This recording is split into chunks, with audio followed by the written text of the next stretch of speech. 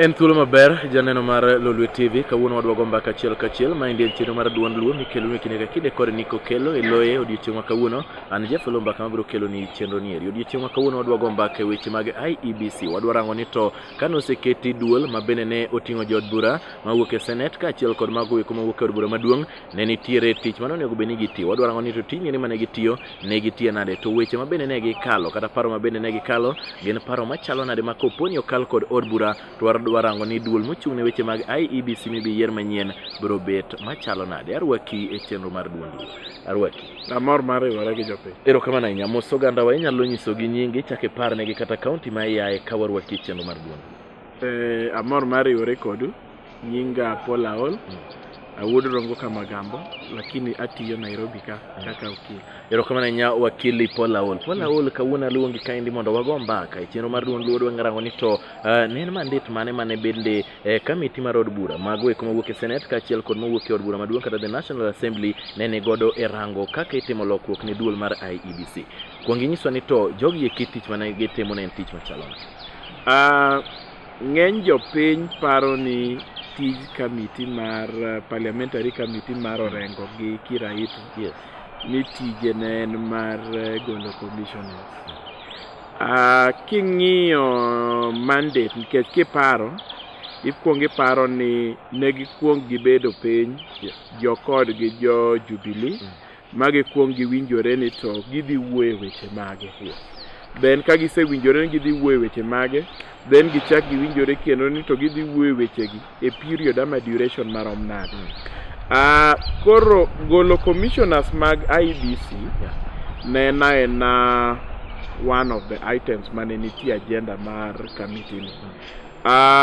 Gima ne team ni nonego bed ni timo kilach ne en ng'iyo yore minyalo guarantee go ni general elections midhi tim mar 2017 odhi bedo e yo maler.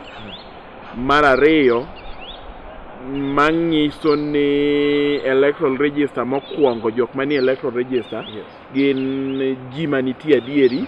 Mar ariyo team madhi timo elections gibed commissioners gibed secretariat en team minyalo gen go ni gidhi tiyo tich maler. Mar adek mar keto kata ni to infrastructure midhi tigo obed mar ICT obed mar lando elections oriwe kendo bedo maber. Mar ang'wen ensuring kata ni candidates madhi bedo gin candidates ma ok ni gin jok machikore achika samoro ng'ato donjo ng'ato kodonjo chama gi chal nade. Koro ne en a wider mandate mane dhi guarantee ni elections midhi tim 2017 dhi bedo elections maler. Erokamano nya wakili Paul Aol Seller no mane romo ber. Mano ka bende juma mokalo ko chande mano ka jokweth ma bende otenre kod ne otere migosi Raila Amolo Odinga paro ma bende ne gigolo. Aneno ka migosi Muigai Kenyatta bende kotele gi kod Kiraitu Murkomen gini ne otero ne list achiel kachiel ne jatelo magi e gik mokalo. Nyiso achiel ni to weche mano kalie kod komiti ni eri gin weche machalo. Komiti ni okalo kendo giloso recommendations. Gikuong giwacho ni king'iyo report gi kuong wacho ni no orwa mondo wang'e magi. Koro e gika no orgi gi give recommendations kendo moko giseloso kata kisheria giseloso proposals mag bills monego bed ni ka parliament okalo to koro dhi konyo winjruok no. Mokwongo ma jopiny onego bed ni ng'eyo ni winjruok ne nitie between kod gi Jubilee ni gik mane jogi dhi bedo piny mayal mawinjre recommendations go nok dhi yaw gi kendo matie ni gin gik monego bed ni parliament koro winjore ka nitie good faith to kalo gi kaka gin tieno. Ok onego bed ni yaw kendo ni to be wuda dhi endelea gi ma koso kodwa endelea gi ma. Koro mokwongo ne owach ni current commissioners gi ne gitimo gik moko mane wacho ni gionge integrity mar endelea bede office. Committee ni onono to gikuong giwacho ni onge evidence moro amora mokel mawacho ni commissioners gi are not credible and nigi koso integrity. Koro mano mokwongo ma jo Kenya onego bed ni ng'eyo ni mokwongo this team ni oyudo ni jogi wach moro mane wacho ni gionge integrity cha mano team ni ok oyudo. But mar ariyo giwacho ni jo Kenya to ok dwargi. Jo Kenya to ok dwargi nikech onge tiende dhi timo election ama in referee ka jo Kenya to ok neno ni gini ok inya ng'iye yo maler. Koro the second recommendation giwinjore ni commissioners gi odhi but gidhi e yo ma ok koro ni giwuok maonge heshima. Matien ni iwacho ni koro nyaka iwuog e tiji but idhi gi heshima. To giwuok ni ok no fwei ka ng'ame gweyo. To giwuok gi heshima ne kata wuok gi luor. Idwaro mondo giwuog e yo ma ok nyis ni giwuok e yo marach. Ka giwuok to gima dwaro mondo wawinjre kande wakili Paul Awole ni to jogi kiwuok nang'o? Giwuok ni gin gi makosa koso giwuok awuoka ne jopiny ok dwar. Koro bende nitie makosa ma komiti kaka sewacho ni mokwongo yud ni makosa ma gin go to onge. To but ing'e ni samoro koyud kionge ing'e ni gima chal kaka election nikech king'iyo 2008 koko kendo tulo ne nitie Kenya nikech ji neno ni commission ni ok otiyo tich maler. Koro man is the situation ma committee ni ok dwa create ni as much as oyud ni gionge makosa to ok dwa ni ng'ato bine kendo ni kata ka gitimo gine yo maler to ng'ato bine kendo ni ne nitie wach ka. Koro giwinjore ni ok wadwa anything manyalo kelo wach moro amora. Emomiyo koro yieuru wuogi. Koro giwinjore ni pesa gi mano nego bed ni chulogi nyaka gi serve the entire term. Idhi chulgi lawruok moro midhi lawruok kodgi ni karo kisewuok e ofis ng'ato dwa lawi ni kes nitie idwa tweyi idwa teri e court mago be ok de tim. Giwinjore awinja uru ni un kaka team ni usetiyo ne jo Kenya dwa ni koro wene jok moko thuolo koro wuoga uru gi heshima. Ng'ama bro lawu bang' wuok ni onge, ng'ama bro tero e court onge, ng'ama bro ketho nyingu onge. Koro benefits te mano nego bed ni giyudo kaka commissioner idhi migi kendo ji agree in principle ni ng'ama bro ketho nyingi kamoro amora be onge. Mago ariyo kende chakini. Mar adek issue mane nitie maduong' ne wachore ni electoral register mar voters manitie ni nitie nyinge moko manitie manyawawa kaka iwacho mano konego bed ni bedo. Committee ni oketo processes mokwongo giwacho ni an audit idhi tim. Audit kitimo ting'i adieri ni to nying ni be entie koso onge adieri. Koro mokwongo wach ni audit ni idhi tim mondo ji verify the register. Koro mokwongo oket ndalo 60 mar verification. And oket ni verification ni inyalo time kende e polling station. Matieni ng'ata mano register kaka voter Kenya ka nyaka chak dog kendo within 60 days odhi ong'i ka nyinge be nitie. And this time ok en aena dhi ng'iyo nyingi ni dhi gi ID. This time kisedhi gi ID to biometrics gi be dhi weyo. Matieni ing'e ni en gimoro achiel keto nying ng'ato to en mar ariyo keto ni to be ng'ani entie adieri. Matieni nyaka idhi confirm nyaka kata gi fingerprints gi nyaka gicha dhi cover face ni. Matieni at the end of the verification ng'ata moko dhi e polling station moko dhi oketo biometrics ge moko dhi oketo facial appearance idhi kaw kamago jok maonge koro idhi gol nyingi gi oko. Matieni gini temo wacho ni election mabiro ni ng'ata madwa go kura nyaka ket details ge e register. Matieni wadhi bedo gi register minyalo wacho ka nitie ng'ato miluongo ni Jack to ng'ani entie adieri kendo kodhi go kura to odhi kendo moket fingerprints ge magino gol adieri ni ng'ani entie kendo en dhano mag adieri. Maonge tiende gini temo wacho ni onge tiende wacho ni there are 14 million registered voters kan gintie only 12 million. Matieni wadhi clean register gi mwadhi keto jok manitie adieri. Mano mokwongo. Mar ariyo ni data ni mar IBC magin go mar register wadhi share go gi institutions moko mag jogi be dhi konyo wa confirm machalo kaka ka wadhi bedo gi registration bureaus mamoko ya kata mapinje maoko. Ing'eni shida mane nitie ndalo moko mane wachore ni kata jok mane ndalo moko ni ipogo ga net e Kenya ka to ni jok mane ipogo net gi ni kawo ga details gi to kose kawo details gi to ni details gi no end up e register mar IEBC. Moko be ni wacho ni nitie nyithindo mane konyowa mag jo NYS be ni moko no end up ni kidhi register to yudo ka details gi ni ka.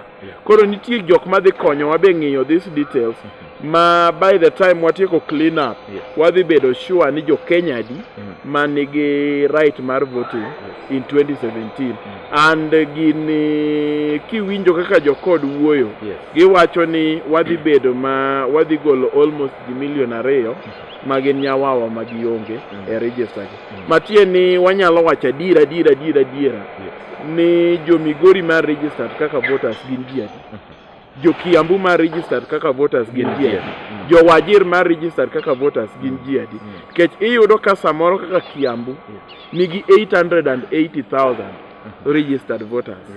Kikawo Migori nigi only 267. Homa Bay nigi almost 400. Matie ni kikawo Migori, Homa Bay kata kimedo gi Siaya podokoromo gi mar Kiambu achiel. Koro register ni dhi miyo ka jo Homa Bay gi jo Migori gin mondo ging'e adira ni kata med ma numbers mag Homa Bay, Migori gi Siaya podok romre gi mar Kiambu adieri kendo jogi nitie mondo kik jok moko chak bedo ni to be gini nyalore adieri. Wadhi clean register ni to ensure ni en adieri ni jogo nitie adieri, jo Homa Bay go nitie, jo Kiambu go be nitie adieri. Erokamano Nyapola, winjo maber ka itemo nyisowa achiel kachiel recommendations mabende ne ogol kod wach nyiri. Gima ng'eyo ni en wach mapok okalo pod ochako dhi e od bura. In kaka wakili Paul Awol iparo nade kochopo e od bura kaindi, iparo ni wach nyiri bende dhi kale mayot koso pod odhi bedo kod ng'ikruok moko koni kod kocha manyalo miyo wach ni ok tigo? Shida manitie achiel en achiel ni ing'e ni king'iyo katiba wacho ni ng'ata ok nyal direct parliament kaka parliament tiyo. Ni parliament en independent and ok en under the control or direction of anybody. To ibro realize ni gini en a political deal. Matie ni jibiro to winjore ni yawa wadwa ni wawinjre moko osewinjore to wadhi suspend weche moko.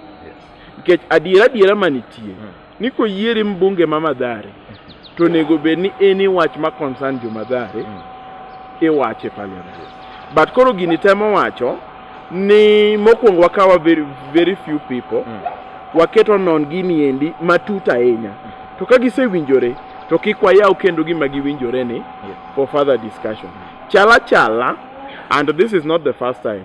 Kiparo the accord, national accord manoketo PNU gi ODM pamoja. Benen also a political deal mane ka Raila gi Kibaki osewinjore. Koro ka gisewinjore to tera parliament ok oyawe kendo for debate. And king'iyo kata ma even IPPG reform. Koro one and possible but mar ariyo ok en a certainty. Ka ng'ato yawo no dwaro na debate to koro ok nyatame thuolo no. Nikech koyieri kaka in koyieri ni kaka mbunge ma Homa Bay town to yieri mondo represent jo Homa Bay. Ok nyal ling ka ifeel ni nitie ka ok represent issues jo Homa Bay.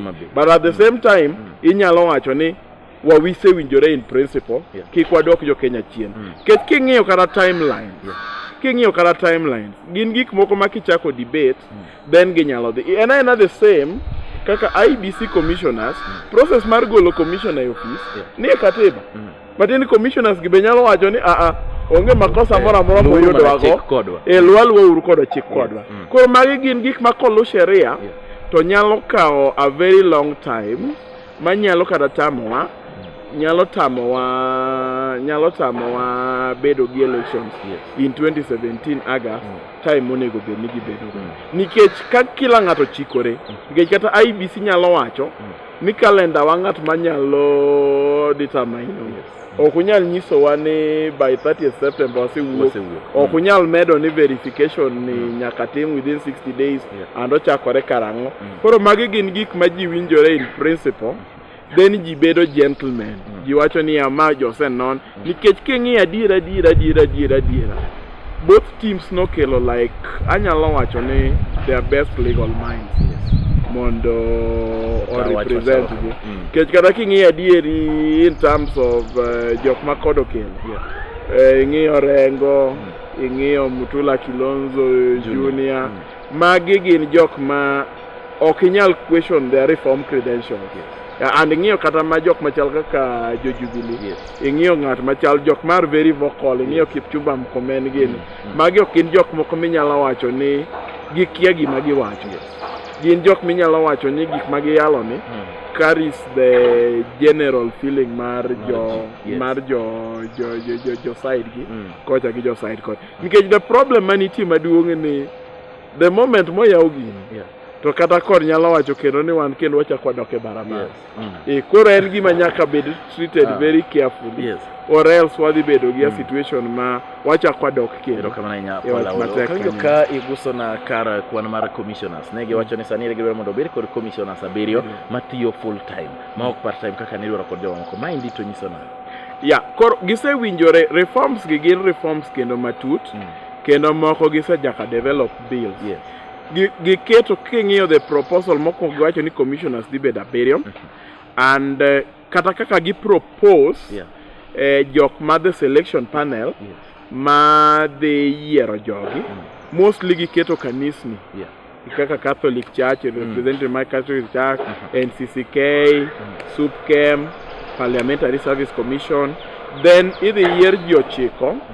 then jochiko gi president dhi kawo ji 6 then gidhi winjore be kaka dhi yier the chairperson then jogi dhi mi full time then oket some waiver oket kaka ni in the event ne jo Kenya kendo nikech ok wadwa ni wayudre kendo the same situation in the event ni jogi dwa gol kendo after 2017 ka gise oversee this election process midhi gol gi no idhi tim nang'o ma koro ok dhi weyo ang'owa ok dhi weyo gaps manitie koro jogi owuoyo about virtually everything giwinjore kata ma the system kenya inyalo paro ni last time ne nitie issue kaka the software manotigo kata software ni giwinjore ni to odhi bedo software madhi chal nade odhi bedo tested within which duration and watch kata ni software ni must be agreed at least a year before the next generation matien ni by January onego bed ni software ni osebedo tested ma both parties oyie ni gini ler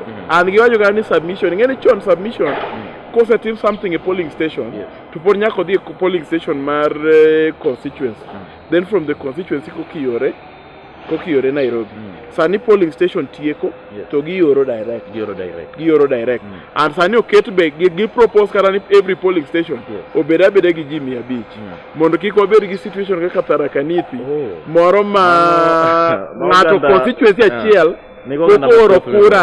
poko oro kura almost 200,000 koro sani itieko nikech ing'eni nitie gik moko ma very practical no kinya bedo ni a whole constituency te kata polling station kata achiel poko tieko kweno ka mateni gino nego be notimore tema simultaneous kaka mar Migori biro kaka mar Kiambu biro kaka mar Tharaka Nithi biro mateni koro weyo maonge ukora ma jok moko wacho ni we warita ne gikonge kwan margi kokwane ka kwame winjana no ka wadhi maber kuwe tiyo kwa chaka chana kano ka thuolo bende mawa wangwa gima dwani mondo apenyi mogike ni to maendi nyiso na ng'one oganda mapacho kaindi bende kore paro ni ginyalo bedo kod geno ne duol mabiro ta weche mag yiero manyien kaito wach madwani wach na mogika ne awinjo kamigo Raila Amolo Odinga wacho ni migosi Uhuru bende nyaka twag kod achiel kachiel e yiero commissioners manyien odwaro mondo gibed piny giwuogi wach ni to jok moyiero manyien gi bedo nade wach ni eri wach na kwetie ing'ena adiera manitie nikech kata kiagri gi numbers manogocho the last election ne wacho ni Raila Odinga ne nigi 44% mar Kenya Uhuru Kenyatta ne nigi 51%. Kusewinjoru onge kaka inyalo bukori ni dwa yiero referees tigi no ng'ama nigi 44% of the country. So and to me aparo ni mano paro maber and the truth manitie ni mondo kata jok Kenya chak bedo gi imani nyaka giwe all the political players to participate mondo kila ng'ato wach ni ambe ng'ata ni ka makoro koyombi to kiwach kendo ni to referee gi ne gin side achiel ne gidindo kona chi ne koro kara ilo yombo uru kiko uru wach ni oseketi ma ensure ni the referees go better from the side gi agree on the issues nikech ingene shida mane nitie maduong ni jo Kenya ne feel especially jok ma ya side mar code ni jogi ne winjore to onge ng'ata ma represent jo code e winjruok kon ni giwinjore software bed ma to ng'ama represent jo kon onge giwinjore ni election results ma koni mubi ma koni kik to ng'ata ma nyalo represent ama manyalo bedo onge koro mage dhi ensure ni there is some fair playground and aparo ni this political deal ok ni Raila emo win ama Uhuru win jo Kenya mo win gi democracy emo win e giro erokamano nya Paula Olo odiochieng' wakawuono ne wantiere kod Paula Olo e chenro mar Duond Luo bende nanyisi ni an kaka Jeff Lomba kana kelo ni elo niko kela Ola goni erokamano duong' nya wakili kuom kawo thuolo mari mar biro mondo waler ne oganda wachiel ariyo adek ma bende en wach ma bende ne okale kod Joint Parliamentary Select Committee ma bende ne rango weche mag IEBC kawuok e Lolwe TV na kochako rad kendo ibed kod kinde makare.